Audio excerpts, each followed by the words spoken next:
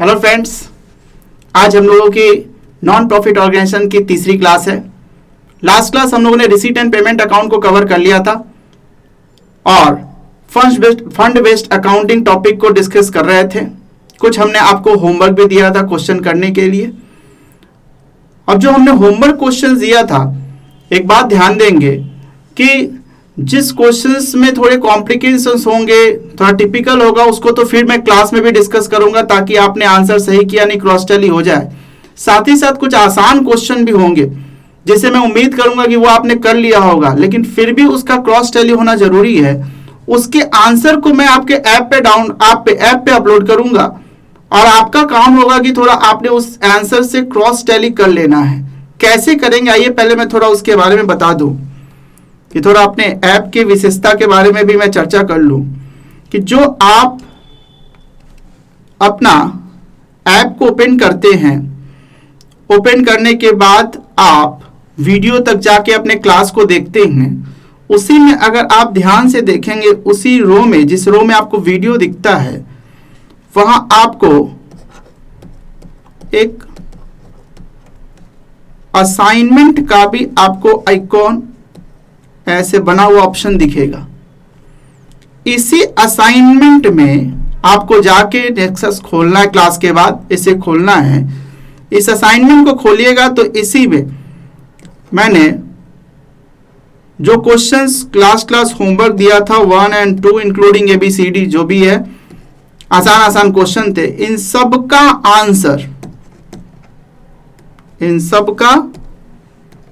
Answer वहां पे आपको दिखेगा। अब आपका काम होगा थोड़ा आपने उस आंसर से क्रॉस टैली कर लेना कि हमने जो बनाया है वो सही बनाया है नहीं, और किसी तरह का उसमें कोई डाउट हो, दिक्कत हो या कोई क्वेश्चन आपसे ना बना हो तो प्लीज आपको पहले एक चैट का ऑप्शन दिखता है, आपने उस चैट में अपने डाउट को डाल देना है। पोस्ट कर देना कि सर क्वेश्चन नंबर ये में ये दिक्कत है या बहुत ज्यादा दिक्कत है, उसे क्लास में करवा दीजिए। ऐसे कोई भी डाउट आप यहाँ चैट में डाल सकते हैं। उम्मीद करूंगा कि जो भी चैट में आप डालें उसे सिर्फ और सिर्फ डाउट डाले, इसके अलावा किसी तरह की कोई और बात ना करे। प्लीज ये बात ध्यान देंगे कि चैट सिर्फ डाउट के लिए बना हुआ है, उसमें जो भी डाउट होगा आपको वो डाउट डालेंगे। मैं उस डाउट को उस चैट के थ्रू ही सॉल्व करने की कोशिश करूंगा और जरूरत पड़ेगी तो फिर अगली क्लास में उस डाउट को डिस्कस करूंगा और वीडियो के माध्यम से क्लियर करूंगा। अगर आपसे संभव हो तो जरा मैं भी चेक कर लूं कि आपने जो क्वेश्चंस किया है वो सही किया या नहीं किया।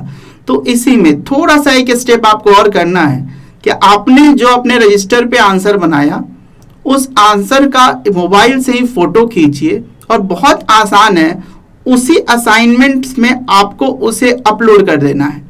बहुत सिंपल फीचर्स है वो कि आप उसे चाहें तो अपना आंसर अपलोड कर देंगे। अगर आप अपलोड कर देंगे तो मैं भी देख पाऊंगा कि आपने क्या आंसर बनाया, जिससे मुझे भी संतुष्टि मिलेगी कि हाँ सब कुछ सही बना पा रहे हैं, सही चल रहा है। अगर संभव हो तो अपलोड कर दें, और नहीं तो कम से कम इतना जरूर करेंगे कि असाइनमेंट ऑप्शंस को खोलें और उसमें हमने जो होमवर्क दिया था जिसका क्लास में डिस्कशन नहीं हुआ, उसका आंसर आपको वहां दिखेगा, वहां से आपने टैली कर लेना है। ठीक है जी। तो जो भी क्वेश्चन 1, 2 हमने दिया था, सिंपल क्वेश्चंस, तो सारे क्वेश्चंस का आंसर मैंने असाइनमेंट में डाल दिया है। क्लास ओवर होने के बाद आप जाके जरा उस आंसर को मैच कर लेंगे। ठीक, इसके बगल में ही एक आपका अनाउंसमेंट का ऑप्शन दिख रहा होगा। अनाउंसमेंट में कोई भी हमें मैसेज देना होगा आपको, तो मैसेज आपको उस अनाउंसमेंट के थ्रू ही जाएगी। आपने एक आदत बना लेनी है कि जैसे वीडियो खोलना है उसके साथ असाइनमेंट को भी जरा क्लिक करके खोल लीजिए कि क्या सर ने कोई नई बात तो नहीं बताई है। किसी तरह की कोई बात, जैसे कोई नया टॉपिक कब स्टार्ट होगा या कोई क्लास किसी कारण से अगर हमारी कैंसिल होने वाली होगी या कोई भी मुझे इंफॉर्मेशन देना होगा तो वो अनाउंसमेंट के थ्रू ही जाएगी। तो एक आदत बनाइए, अनाउंसमेंट डेली जरूरी नहीं को अनाउंसमेंट में कुछ दिखे ही आपको, बट देख लिया हाँ आज कोई अनाउंसमेंट नहीं है, या अगर कोई है तो पढ़ लिया कि उसमें क्या है। तो ये हमारा कम्युनिकेशन करने का एक तरीका है, अनाउंसमेंट के थ्रू हम आपको कोई मैसेज भेजेंगे। ठीक है जी। उसके बगल में आपको एक टेस्ट का ऑप्शन दिख रहा है। टेस्ट टाइम टू टाइम आपके टेस्ट भी लिए जाएंगे, जिससे ये पता चले कि हमारे क्लास में बच्चों की जो परफॉर्मेंस है वो संतोषजनक है या नहीं है। तो जैसे हम लोगों के नॉर्मल क्लास में टेस्ट लिए जाते थे, वैसे ही ऑनलाइन बेसिस पे भी टेस्ट लिए जाएंगे।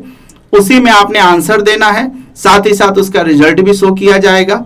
तो एक बहुत जल्दी एक कि हमारी फर्स्ट 3 क्लास के टेस्ट हम नेक्स्ट ही क्लास ले रहे हैं, छोटा सा ऑब्जेक्टिव टेस्ट होगा 10 मार्क्स का, जो अगली क्लास में आपको शो होगा।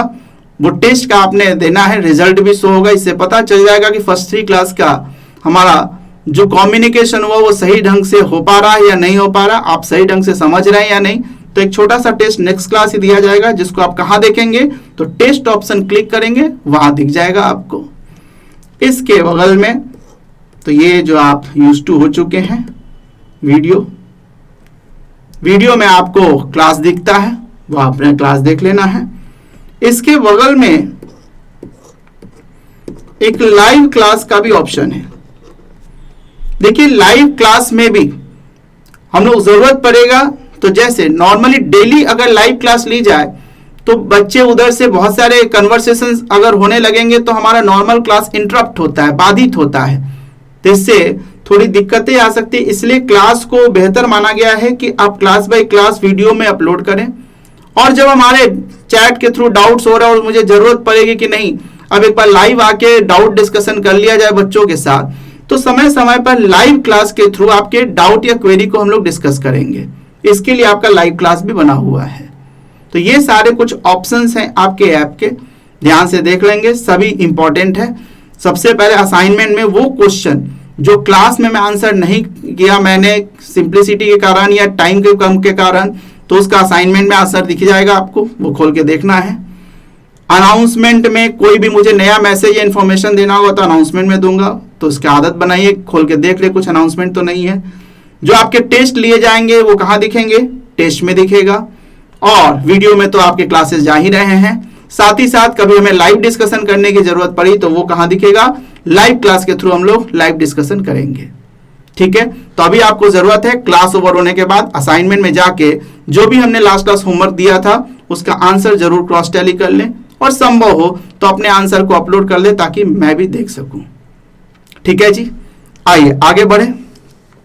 हम लोगों की बात फंड बेस्ड अकाउंटिंग की हो रही थी, हमने उसका फॉर्मेट वगैरह सब कुछ बता दिया था। आइए 2 लाइन पहले जरा फंड बेस्ड अकाउंटिंग का थ्योरेटिकल मीनिंग्स भी लिख लें। जैसे जानते हैं कि एग्जाम में ना केवल न्यूमेरिकल क्वेश्चन, उसके साथ थ्योरी ऑब्जेक्टिव सभी आते हैं, तो हमारी तैयारी सभी पर्पज से होनी चाहिए। तो 2 लाइन फंड बेस्ड अकाउंटिंग पे जरा लिख लीजिएगा। लिखिए, फंड बेस्ड अकाउंटिंग में कोर्स आधारित लेखांकन, इसे हिंदी में बोला जाता है। जरा इसे ठीक कर लेंगे, ये कोर्स का स थोड़ा गलत है, ये वाला स लिख लेंगे। हाँ, कोर्स आधारित लेखांकन, जिसे इंग्लिश में फंड बेस्ड अकाउंटिंग कहते हैं, वह पद्धति है जिसके अंतर्गत विशेष उद्देश्यों, जिसको हम लोग बोलते हैं स्पेसिफिक पर्पस, कोई भी फंड हमारा बनता है स्पेसिफिक पर्पस के लिए, जैसे मैच कराने के लिए मैच फंड, टूर्नामेंट के लिए टूर्नामेंट फंड, स्पोर्ट्स फंड, इस तरह का बिल्डिंग बनाने के लिए बिल्डिंग फंड, इस तरह का कोई भी फंड है उसको विशेष उद्देश्य बोला जाता है।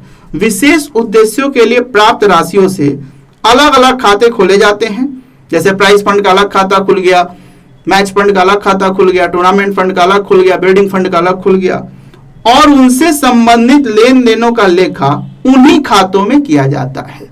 उससे जो भी पैसा आएगा जाएगा, जैसे ऐड या लेस कर रहे थे, पर्टिकुलर सिर्फ उसी फंड के अकाउंट में। तो लिख लीजिए 2 लाइन फटाफट। कोर्स आधारित लेखांकन, फंड बेस्ड अकाउंटिंग जिसे कहते हैं, वह पद्धति है जिसके अंतर्गत विशेष उद्देश्यों के लिए प्राप्त राशियों से अलग अलग खाते खोले जाते हैं और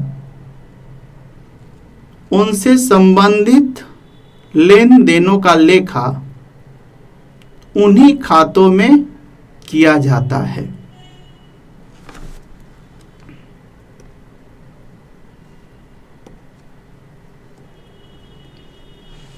उदाहरण के रूप में लिख लीजिएगा, prize fund, match fund etcetera.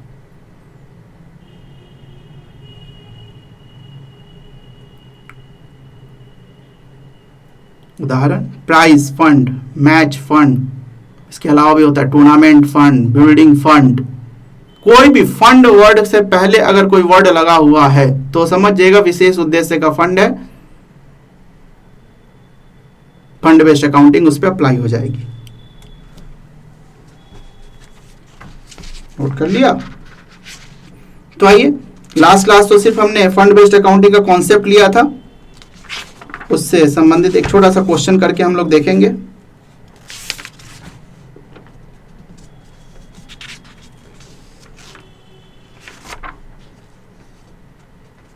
Book में आइए, सब कोई बुक खोलेंगे और बुक में जरा निकालेंगे इलस्ट्रेशन नंबर 2। एक छोटा सा इलस्ट्रेशन है, इलस्ट्रेशन नंबर 2 निकालिएगा।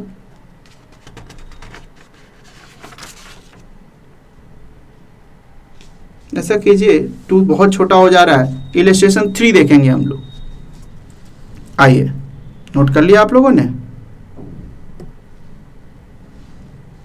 तो शुरू करते हैं हम लोग। सबसे पहले इलस्ट्रेशन 3 से छोटा सा क्वेश्चन है, पेज नंबर 10 पे आ जाइएगा। बुक में पेज नंबर 10 पे आपका इलस्ट्रेशन नंबर 3 आ गए। देखिए क्या कहता है क्वेश्चन। कह रहा है so how would you deal with the following item in case of non profit organisation. नीचे कुछ आइटम्स दिए गए हैं, कहता है नॉन प्रॉफिट ऑर्गेनाइजेशन में इसका डील यानी इसकी अकाउंटिंग कैसे होगी, जरा बताइए क्या है भाई आइटम। आइए देखे जरा वो आइटम। कह रहा मैच फंड है 80,000 रुपए का, मैच फंड में इन्वेस्टमेंट किया 80,000 रुपए, मैच एक्सपेंसेज है 1,50,000, donation for match fund received during the year 26,000, sale of match ticket है 36,000 रुपए का। ठीक है जी। तो हमने कहा था आपको क्या करना चाहिए, इसके लिए आपको एक स्टेटमेंट बना लेना चाहिए। तो खींचिए पहले, लिखे पहले स्टेटमेंट ऑफ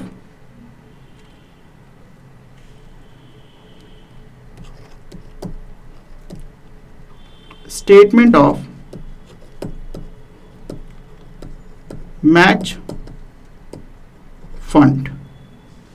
ठीक, यूं आपने लाइन खींच देना है।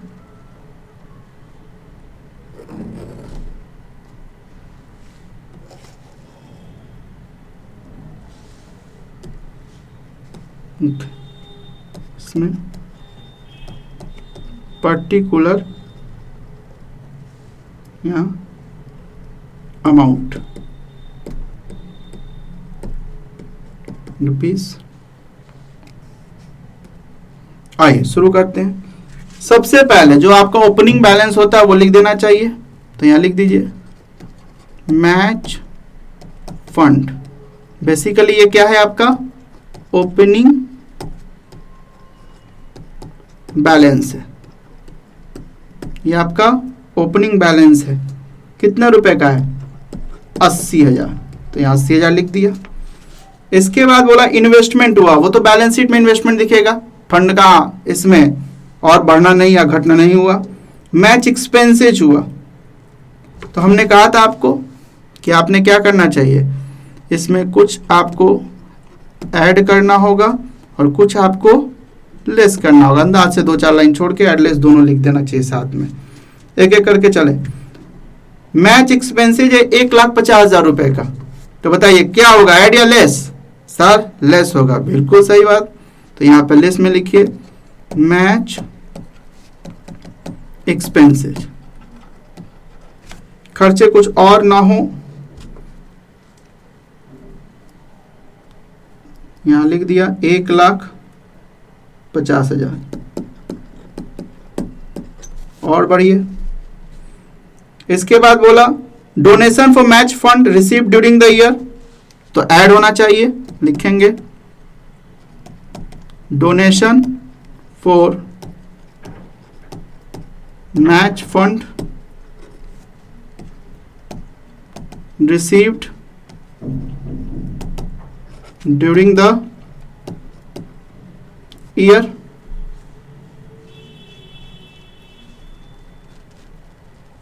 कितना रुपया? 26,000 रुपया।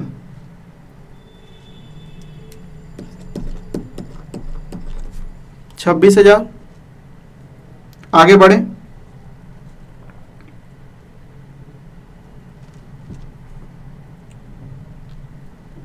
सेल ऑफ मैच टिकट, बताइए सेल ऑफ मैच टिकट से पैसा आएगा या जाएगा?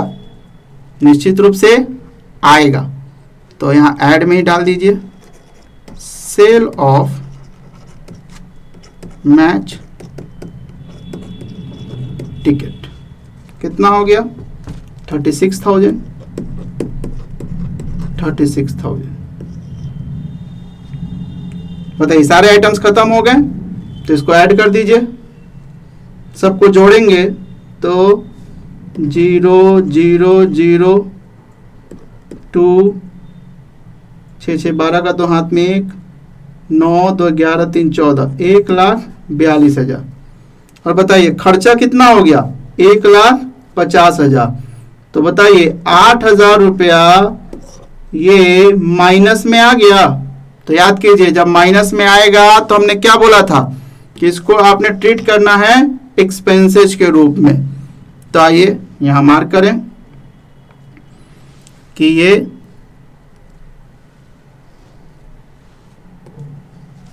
लिखें रुपीज 8,000 चूंकि ऋणात्मक है इसलिए इसे इनकम एंड एक्सपेंडिचर में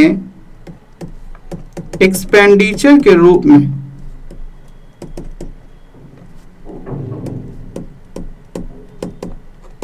दिखाया जाएगा। ठीक है जी, ये लास्ट क्लास बताया था। यही अगर प्लस में आता तो कहां दिखाते? बैलेंस शीट के लायबिलिटी साइड में, लेकिन चूंकि ये माइनस में आ गया तो इनकम एंड एक्सपेंडिचर में एक्सपेंडिचर के रूप में एक्सपेंसेस के रूप में इसे दिखा देंगे। तो कोई भी स्पेसिफिक अर्निंग्स निकालेंगे इस तरीके से, और जो भी बैलेंस बचता है अगर प्लस में है तो बैलेंस शीट का लायबिलिटी, और जो माइनस में है तो इनकम एंड एक्सपेंडिचर का एक्सपेंसेस माना जाएगा। ठीक है जी, ऐसे ही हमने लास्ट क्लास बताया था। इसके क्वेश्चंस को ऐसे ही करना है, छोटे छोटे क्वेश्चंस हैं, होमवर्क में दे दूंगा मैं आगे क्वेश्चंस का। ये तो लास्ट क्लास का टॉपिक है। आइए आज हमें जो नई बात करनी है तो रिसीट एंड पेमेंट अकाउंट से बताइए हम क्या बनाते हैं? इनकम एंड एक्सपेंडिचर और बैलेंस शीट, जिसमें हमने बताया था कि रेवेन्यू आइटम्स को इनकम एंड एक्सपेंडिचर में लेंगे और कैपिटल आइटम्स को बैलेंस शीट में लेंगे। तो आइए आज हम लोग मेनली बनाना सीखेंगे इनकम एंड एक्सपेंडिचर अकाउंट। ये नोट कर लिया आप लोगों ने? फटाफट जरा नोट कर लेंगे इसे।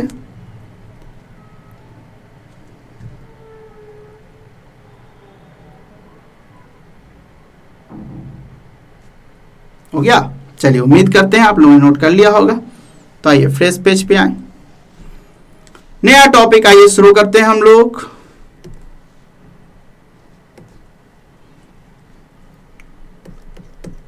इनकम एंड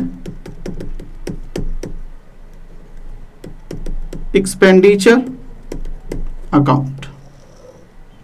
जैसा कि लास्ट क्लास ही हमने आपको बताया था कि रिसीट एंड पेमेंट अकाउंट वो रॉ डेटा का काम करता है इनकम एंड एक्सपेंडिचर और बैलेंस शीट के लिए। इनकम एंड एक्सपेंडिचर अकाउंट में सारे रेवेन्यू आइटम्स डाले जाते हैं और जितने भी कैपिटल आइटम है बैलेंस शीट में डाले जाते हैं। इनकम एक्सपेंडिचर वो बताता है कि यदि इनकम साइड ज्यादा है एक्सपेंडिचर के मुकाबले तो उतना हमारा फायदा हुआ, जिसमें टेक्निकली एनपीओ में सरप्लस से डिनोट करते हैं। जैसे याद कीजिए पीएल अकाउंट में हम लोग नेट प्रॉफिट से डिनोट करते थे, ठीक वैसे ही ये भी इनकम एंड एक्सपेंडिचर और पीएल में तो सच पूछे तो कोई फर्क ही नहीं है। कुछ बस फॉर्मेटिंग का फर्क है, कुछ वर्डिंग्स का फर्क है। अदरवाइज बनाने का तरीका वही होता है जो प्रॉफिट एंड लॉस अकाउंट का होता है। उसमें नेट प्रॉफिट या नेट लॉस निकलता था, यहां पे उसी के लिए टेक्निकल वर्ड प्रॉफिट की जगह सरप्लस यूज करेंगे और लॉस की जगह एक डिफिसिट, जिसको हिंदी में बोलते हैं कमी हो गई, तो उसको डिफिसिट वर्ड यूज किया जाएगा। तो आइए पहले 2 लाइन लिख लीजिए इसके मीनिंग्स को। इनकम एंड एक्सपेंडिचर अकाउंट लिखेंगे, मीनिंग इसका लिखिए। आय और व्यय खाता, हिंदी में इसको क्या बोलते हैं? आय और व्यय खाता।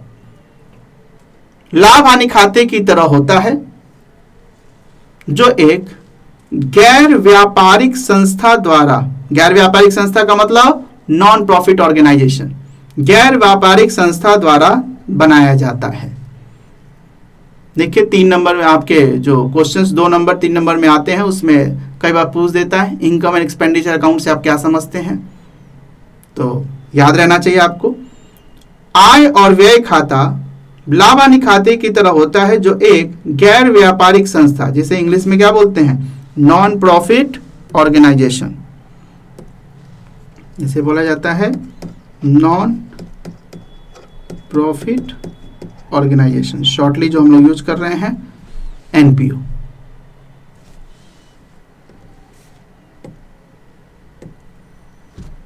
देखिए यह लाभ हानि खाता के सिद्धांतों पर बनाया जाता है और इसके परिणाम आधिक्य, जैसे याद कीजिए मैंने कहा नेट प्रॉफिट जो पीएल अकाउंट में बनता है, यहां पे क्या बोला जाता है? आधिक्य, अंग्रेजी में बोलते हैं सरप्लस।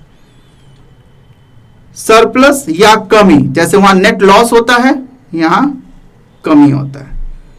तो अगर हम इसको पीएल की भाषा में बोलें तो सरप्लस क्या है? यह एक तरीके से नेट प्रॉफिट है और डिफिसिट क्या है? यह एक तरीके से नेट लॉस है। तो लिख लीजिएगा इनकम एंड एक्सपेंडिचर अकाउंट का मतलब 2 लाइन में,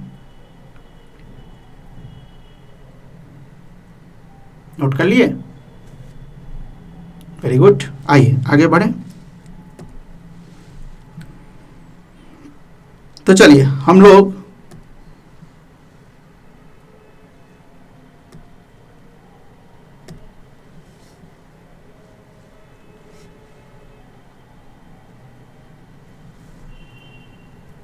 सबसे पहले ये तैयार कैसे करेंगे उसका हम लोग एक फॉर्मेट देख लेते हैं। लिखेंगे आप लोग format, income and expenditure account. सच पूछिए तो इसमें फॉर्मेट ही देखने वाली बात है, बाकी तो पीएल अकाउंट बनाए होंगे तो उस ढंग से इसके अकाउंटिंग आसान होगी आपकी, सेम एज पीएल अकाउंट है। ये भी पीरियोडिकल बेसिस पे बनाया जाता है, इसलिए एक लाइन जरूर लिखेंगे हम लोग, फॉर द ईयर एंडिंग। जो भी साल के अंत में आप बनाते हैं वो लिख दीजिएगा। टीसेप अकाउंटिंग ये भी है आपका, खींचिए लाइन, पेज को बांट दीजिए आधा आधा।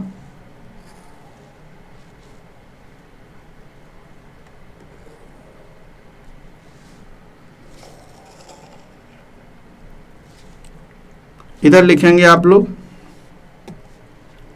लेफ्ट साइड में एक्सपेंडिचर आता है, अमाउंट, राइट साइड में इनकम आता है, अमाउंट। ठीक है, वैसे तो भरने के लिए सिंपली कह दें कि एक्सपेंडिचर में all types of revenue payment या एक्सपेंसेज वो सारे आपके एक्सपेंडिचर में आ जाएंगे। हाँ, एक बात जरूर ध्यान दें कि रिसीट एंड पेमेंट अकाउंट आपका अकाउंटिंग का आधार क्या था? Cash basis. लेकिन इनकम एंड एक्सपेंडिचर अकाउंट जैसे आप पीएल बनाते थे वैसे है, ये किस बेस पे बनेगा? एक्रूअल बेसिस पे। उपार्जित जितना हुआ, चाहे वो उधार हो या नगद, वो सारे यहाँ पे आपके लिए जाएंगे। तो यहाँ पे जैसे एग्जाम्पल के रूप में मैं लिख दूं कुछ सबसे पहले इनकम साइड में लिखता हूं कि मेनली याद करें इनकम के सोर्स क्या होते हैं। तो सबसे बड़ा सोर्स जैसे सब्सक्रिप्शन, वो इनकम में आ जाएगा। Revenue receipt by entrance fees, normally entrance fees revenue receipt होता है। कभी कभी क्वेश्चन को कैपिटल बोल सकता है, तो यदि कैपिटल बोलेगा तो वो कहां चला जाएगा, वो बैलेंस शीट में चला जाएगा। लेकिन कुछ ना बोले तो वो रेवेन्यू रिसीट में आ जाएगा। बाय जैसे लॉकर रेंट हमें मिलता है, आ जाएगा। कोई इंटरेस्ट वगैरह आपको मिला, वो आ जाएगा। ये एक मैं लाइन लिख देता हूं, by all other revenue receipt. Important word है रेवेन्यू, रेवेन्यू रिसीट्स, वो सब आप यहां पे डाल दीजिएगा। हाँ, किस बेसिस पे डालिएगा तो याद रखें एक्रूवल बेसिस, यानी बकाया वगैरह सब ऐड करते हुए वो यहां डाल दिया जाएगा। ठीक इसी तरह से कुछ खर्चे ले लीजिए। तो रेवेन्यू खर्चे क्या हो सकते हैं, जैसे टू सैलरी, टू कोई वेजेस दिया तो वेजेज, कुछ रेंट वगैरह दिया तो रेंट, ऐसे कोई भी खर्चे हैं आपके। टू मैं एक लाइन में लिख देता हूं, all other items of revenue payments, जो भी रेवेन्यू पेमेंट होंगे वो सारे यहां ले लेंगे। हाँ, किस बेसिस पे लेंगे तो एक्रूवल बेसिस पे।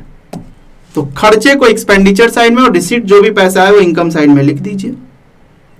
ठीक है जी, ये सब डाल दिया।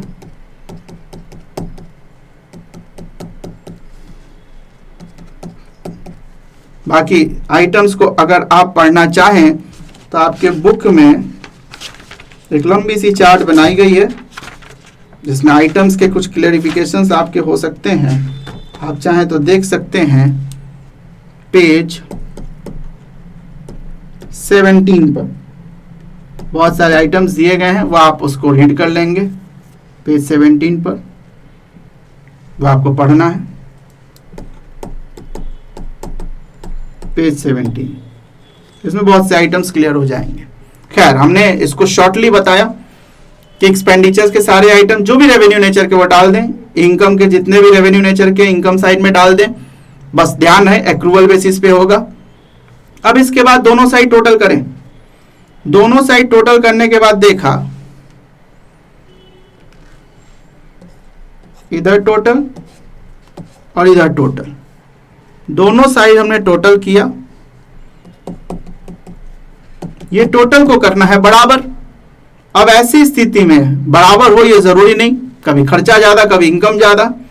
तो यदि इनकम ज्यादा है तो देखिए इनकम ज्यादा खर्चा कम, तो फायदा या नुकसान, निश्चित रूप से फायदा हुआ।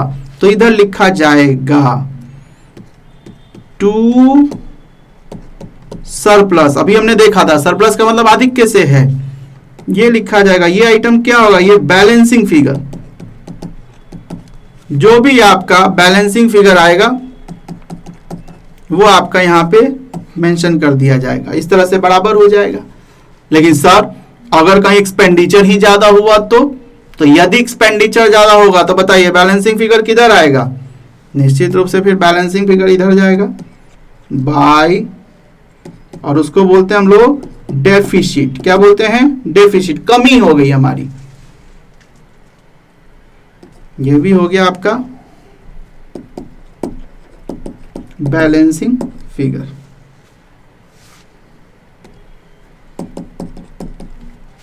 अच्छा सर बताइए दोनों साइड बैलेंसिंग फिगर आ सकता है क्या, कभी नहीं सर, कैसी बात कर रहे हैं। तो ये देखिए या तो सरप्लस होगा या डेफिसिट होगा। यदि इनकम ज्यादा एक्सपेंडिचर कम तो सरप्लस, यदि एक्सपेंडिचर ज्यादा इनकम कम तो डेफिसिट। ठीक है जी। एंड फाइनली ये दोनों हमारा अब क्या हो गया, दोनों साइड बराबर हो गया। इस तरह से हमारा इनकम एंड एक्सपेंडिचर अकाउंट बन जाता है। हाँ जी, बना सकते हैं। तो चलिए फटाफट पहले इसे नोट कर लें। तो एक छोटा सा हम लोग इलस्ट्रेशन फटाफट करेंगे, नोट कर लीजिए जरा इससे पहले।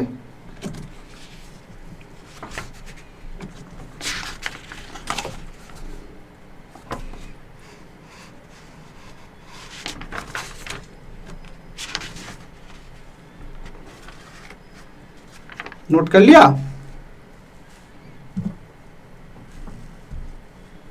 ये एक इनकम एंड एक्सपेंडिचर अकाउंट का हमारा फॉर्मेट है। तो आइए अब एक छोटा सा हम लोग इसी बेस पे इलस्ट्रेशन करेंगे। हम लोग निकालेंगे इलस्ट्रेशन 15 देखेंगे जो पेज नंबर 29 पे गिवन है, पेज 29 पे दिया हुआ है। सब कोई फटाफट जरा बुक में पेज नंबर 29 निकालें, इलस्ट्रेशन नंबर 15 देखेंगे। कुछ बीच के मैंने क्वेश्चन रुकवाए हैं, वो एडजस्टमेंट का है जो हम लोग नेक्स्ट क्लास से शुरू करेंगे। पहले सिंपल देखेंगे इनकम एंड एक्सपेंडिचर को। देखिए इलस्ट्रेशन 15 क्या कहता है। इलस्ट्रेशन 15 कह रहा है कि from the following receipt and payment account, नीचे दिख रहा है इलस्ट्रेशन 15, रीड करें साथ साथ। From the following receipt and payment account, prepare an income and expenditure account for the year ended 31st December 2018। ठीक है जी, 31 दिसंबर 2018 का रिसीट पेमेंट दिया हुआ, इससे इनकम एंड एक्सपेंडिचर बनाना है। आइटम देख लें। सबसे पहले ओपनिंग बैलेंस, क्या इनकम एंड एक्सपेंडिचर में आएगा? ना सर, बिल्कुल नहीं, नहीं ये बैलेंस शीट में जाता है ना इनकम एंड एक्सपेंडिचर, ओपनिंग कहीं नहीं जाता। डोनेशन है, सब्सक्रिप्शन है, लेजेसीज है, इंटरेस्ट है, इधर चैरिटी है, सैलरी है, रेंट है, पोस्टेज है, एडवर्टाइजमेंट है, इन्वेस्टमेंट है, क्लोजिंग बैलेंस है आपका। ठीक है जी, क्वेश्चन खत्म, जो है इसी पेज पे है। तो आइए फटाफट पहले इनकम एंड एक्सपेंडिचर का फॉर्मेट खींच लें। हाँ सर, तो चलिए ये हमने लाइन खींच दी, पेज को बांट दिया हमने आधा आधा। ठीक, इधर लिया, ये इनकम के लिए,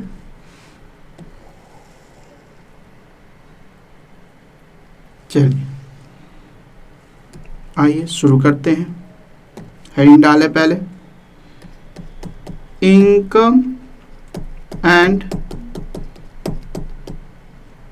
एक्सपेंडिचर अकाउंट। किसका बना रहे हैं हम? ऐसा नाम नहीं दिया, जिसका नाम देते तो वो भी लिखते हैं। पीरियड दिया हुआ है तो फॉर द ईयर एंडिंग, बताइए कब बना रहे हैं?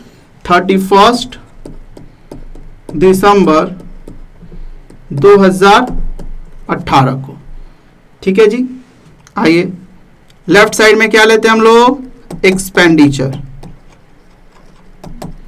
एक्सपेंडिचर अमाउंट,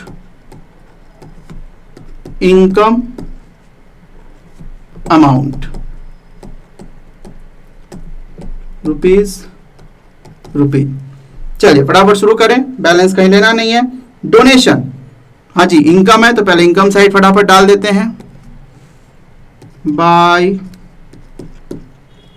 डोनेशन, कुछ ना बोला तो हमने मान लिया रेवेन्यू। अगर ये बोल देता कि कैपिटल है तो फिर यहां नहीं आता, कहां आता? बैलेंस शीट में। कुछ नहीं बोला तो मैं रेवेन्यू मान के चल रहा हूं 19,700 रुपया, तो यहां लिख दिया 19,700। फिर आगे बढ़िए, सब्सक्रिप्शन, चंदा सबसे बड़ा सोर्स होता है। बाय सब्सक्रिप्शंस, कितना रुपए का? 22,000, तो यहां लिख दीजिए 22,000। फिर आगे बढ़िए, लेगेसी। देखिए लेगेसी वसीयत है, नॉर्मली कुछ ना बोले तो ये कैपिटल नेचर का होता है और इसलिए इसको बैलेंस शीट के लायबिलिटी में दिखाया जाता है और हम इसलिए इसे इनकम एंड एक्सपेंडिचर में नहीं दिखाएंगे। आगे बढ़िए, इंटरेस्ट, तो बाय इंटरेस्ट कितना रुपए का? 1275। ठीक, इधर साइड का और नहीं दिया क्वेश्चन, इधर ये खत्म। आगे बढ़े, रिसीट साइड का इनकम में हमने भर दिया, अब एक्सपेंडिचर को पेमेंट साइड से लेते हैं। चलिए सबसे पहले दिख रहा है टू चैरिटी। नॉर्मली एनपीओ को तो दान मिलता है लेकिन कभी कभी ये भी चैरिटी करती है। 23,000। चलिए जी ठीक है, खर्चा हो गया, पेमेंट है चुकी। सैलरी 12,100, तो 2 सैलरी 12,100। फिर आइए रेंट 11,300, 2 रेंट 11,300। फिर आइए पोस्टेज 2 पोस्टेज हो गया 1,200। फिर आइए एडवर्टाइजमेंट 2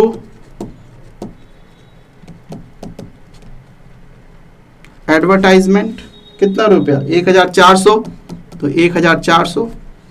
इसके बाद आइए इन्वेस्टमेंट बताइए क्या रेवेन्यू नेचर है ना सर, ये तो कैपिटल हो गया, तो उसको छोड़े, क्लोजिंग बैलेंस भी छोड़िए, वो बैलेंस शीट में दिखता है। बस सारे आइटम हमने भर लिए। अब आइए फटाफट टोटल करें। अंदाज से देखिए ज्यादा किधर होगा, तो उम्मीद है 2 बड़े बड़े आइटम्स इधर ही हैं, तो ज्यादा इधर ही होगा। तो फटाफट सबको ये आप लोग जरा टोटल करेंगे, तो फटाफट टोटल कीजिए जरा आप लोग।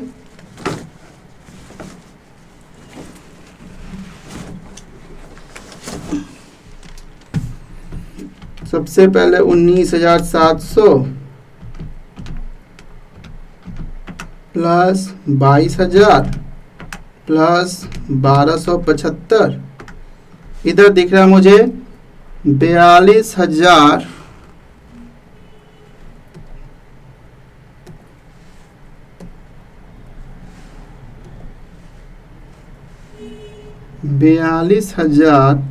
42,975।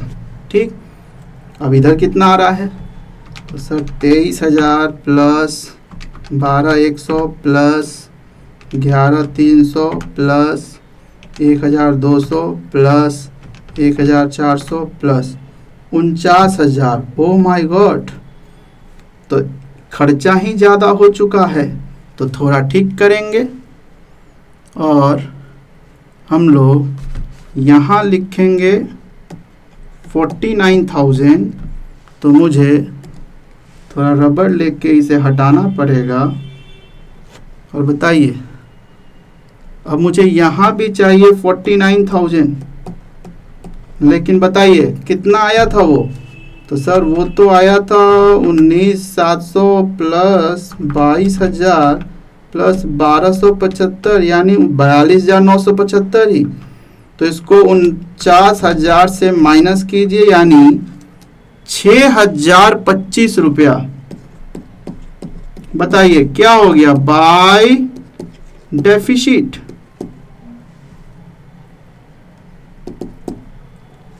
हाँ जी, नुकसान हो रहा है, ये कमी है, ये क्या है आपका बैलेंसिंग फिगर। तो आसान, एक्सपेंडिचर बड़ा इनकम बड़ा, जो डिफरेंस है वो हमने लिख दिया।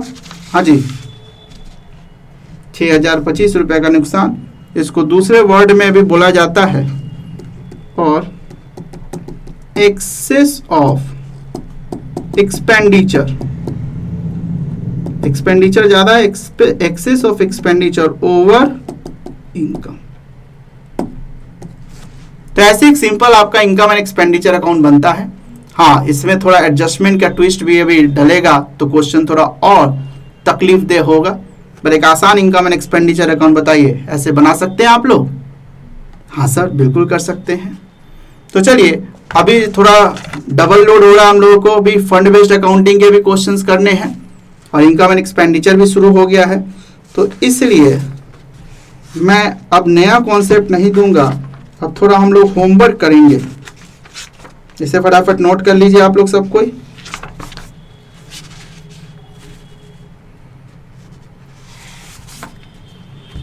सबसे पहले कुछ आप इलस्ट्रेशन बनाएंगे।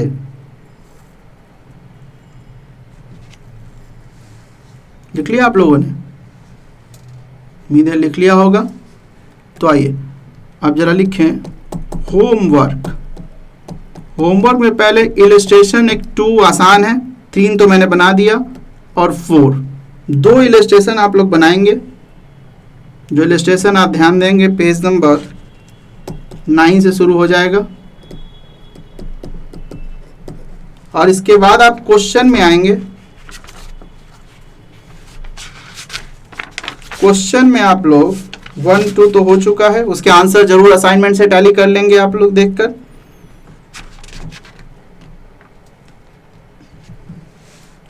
क्वेश्चन 3 2 का मतलब 3 से, हिंदी में लिख दे ना, ठीक है, 3 to 6 तक। अब इसमें ध्यान रखें ABCD जो भी दिया हुआ हो वो ये भी सब शामिल है, 3 to 6।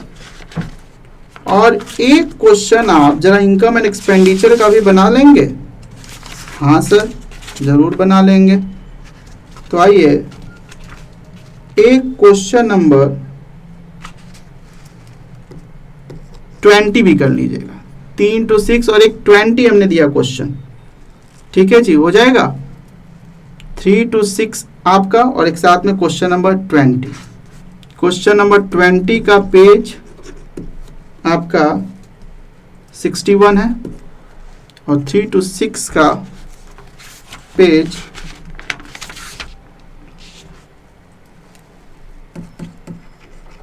57 है। कुछ ना बोलो तो इसका मतलब ये हमेशा याद रखें, अभी हमारा प्रैक्टिकल क्वेश्चन है। शॉर्ट क्वेश्चन भी दूंगा, थ्योरी वाला भी दूंगा, लेकिन उसमें स्पेशली लिखूंगा कुछ ना कहूं तो इसका मतलब क्वेश्चन प्रैक्टिकल वाला। ठीक है जी, पहले इतना क्वेश्चंस करें आप लोग, इसके बाद इसमें कोई भी दिक्कत होगी तो अगले क्लास डिस्कस करेंगे और नई बातें अगली क्लास करेंगे। आज हम लोग यही रुकते हैं, आज के लिए इतना ही। Goodbye friends, thank you.